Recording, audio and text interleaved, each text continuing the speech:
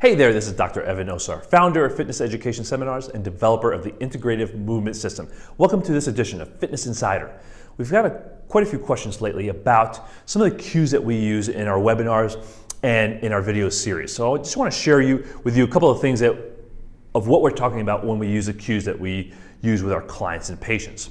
One of the things we really want to get when we're dealing with the hip complex, so we're going to focus on the hip complex in this video, is we want to think about the ball, so the femoral head, sinking back into the acetabulum or the socket, okay? So the femoral head or the ball should sink back into the acetabulum.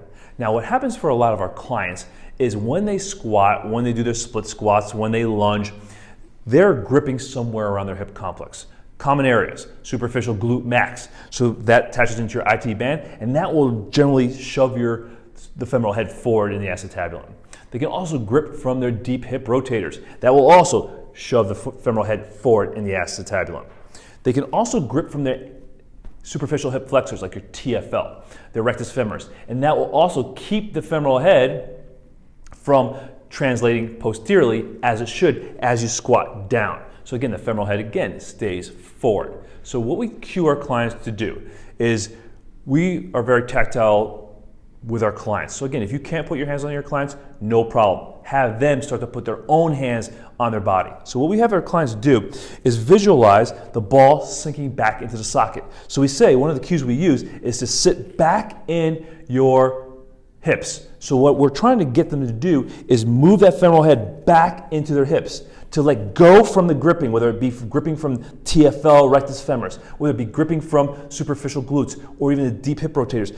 Visualize that femoral head sinking back or sitting back into the acetabulum. Then as they come back out of their squat position, lift up and out of your hips. Don't drive those hips forward like that. That's not lifting up and out. That's just translating your femoral head forward into the acetabulum. We want them to sit back so the femoral head glides back into the acetabulum and then lift up and out of their hips so the femoral head comes up and over top, or the pelvis comes up and over top the femoral head. But it all starts with the ability to sit back, let that femoral head glide back in the acetabulum, let go of the excessive superficial gripping, or sometimes it's deep gripping from those hip rotators, so that allows the femoral head to drop back, so then you can activate the glutes properly to lift the hip, the pelvis up and over top the femoral head.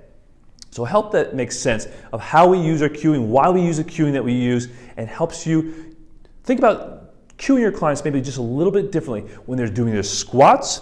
It's the same thing when they're doing their split squats, or even as they're lunging, we're also cueing them, sit into your hip, lift up and out of your hip, so that you're not over squeezing, that you're thinking about lifting up and over versus just driving that femoral head forward. So I hope this video helped serve you, help your clients, and help you become the expert that your clients need, want, and will seek out. This is Dr. Evan Osar with Fitness Insider. We'll catch you next time.